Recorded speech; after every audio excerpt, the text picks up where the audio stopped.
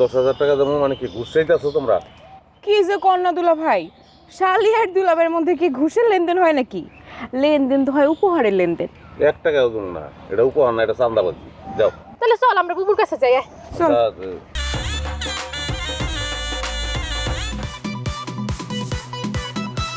দুলা ভাই, আপনার জন্য খাঁটি দেশি জবা ফুল নিয়ে এসেছি।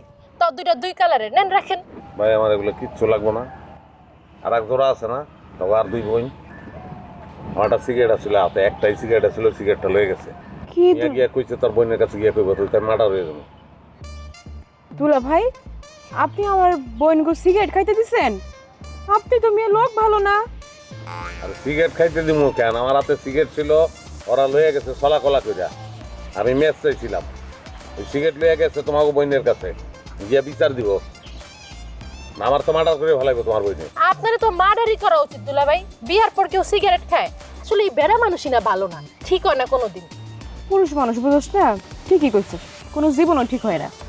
দেখবি ওই যে অক্সিজেনের মাস্ক মুখে নিয়ে তখনও সিগারেট ঠুকবো। আর যাই হোক, দুলাভাই যখন এত করে কইতেছে, আমাকে সাহায্য চাইতেছে, তাহলে চল বেলিয়ার ফ্যামিলির কাছে গিয়ে কই, যেন বুবুর কাছে গিয়ে না কয় না। যাও রে ভাই। কেন? না না না, আমরা তো কমু না। আমরা যে কমু 20,000 না দেয়, আমগো লাভটা কি? দুলা ভাইকে আমগো কিছু খাওয়াইবো নাকি?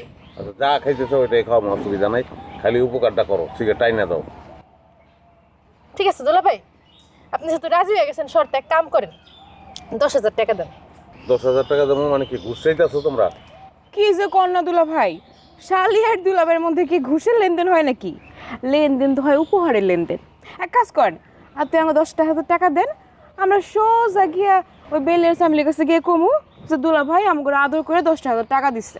তোরা বুবুর কাছে কিছু কইস না, তোরা সসম্মানে দুলাভার সিগারেটটা ফেরত দিয়ে দে, সাথে ম্যাচটাও দিয়ে দিস।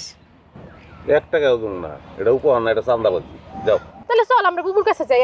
চল।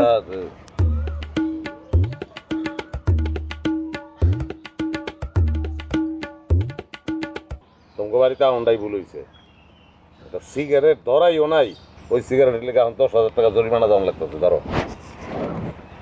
Thank you so much my dear দুলা ভাই। তবে এখন আমরা এই টাকাটা নিয়ে যাই বুবুর কাছে গিয়ে কমু যে আপনি সিগারেট খাইছেন, আর আপনি আমাকে এই টাকাটা দিচ্ছেন ঘুষ হিসেবে, যেন তার কাছে আমরা না কই। জি দুলা ভাই, আসসালামু আলাইকুম। যাই। কই বিয়া করলাম, বউ যেমন তেমন ডেঞ্জারাস, শালিরা তো একদিকে উপরে। তো অগো কথা শুনে যে দুলাভাইয়ের কাছ থেকে 10,000 টাকা নিলাম, এই টাকা কি বুবুরে ফেরত দেওয়ান ঠিক হইব? তুই কি পাগল হইছস? খবরদার, মনের ভুলেও বুবুর কাছে যাবি না। বুবুর মেজাজ কিন্তু 440 ভোল্টেজের হয়ে রয়েছে। আজকে দিনের বেলা সিগারেট দেখা একদম মেজাজ গরম বানাই দিছি। সন্ধ্যা রাইতে মেজাজ থাকে গরম, মাঝ রাইতে হয় নরম।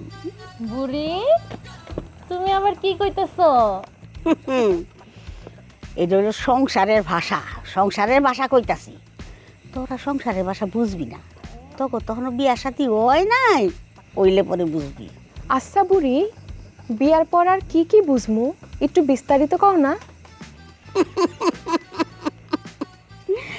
আমি তো বিস্তারিত কইতেই পারি, কোনো অসুবিধা নাই, কিন্তু তোরা শুনতে পারবি না, এটা বুঝা দেখ। হ্যাঁ কইলাম আবার কানে আঙ্গুল দিস না। থাক, হইছে হইছে, একদম মাপ চাই বুড়ি।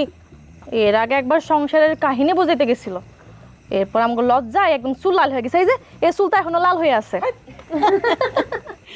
ওহন শরম পাইতাছস? হ্যাঁ, কিন্তু বিয়াটা হইলে ও স্বামী খান থুইয়া ঘরের তার বাইরবি না, মনে রাখিস। তাই নাকি নানি? তাহলে তুমিও কি সারাক্ষণ নানার লগে ঘরে খিউ দিয়ে বসে থাকতে নাকি? ওকে বাইরে হইতে না? তোর না না আর আমার বিষয়টা আলাদা, আমগো মতো কেউ না। সে আমারে খুব মহব্বত করত, আমিও তারে অনেক মহব্বত করতাম। এর লেগে তো মাঝে মধ্যে মনে হয় তার কবরের কাছে গিয়া ঘুমাই থাকি।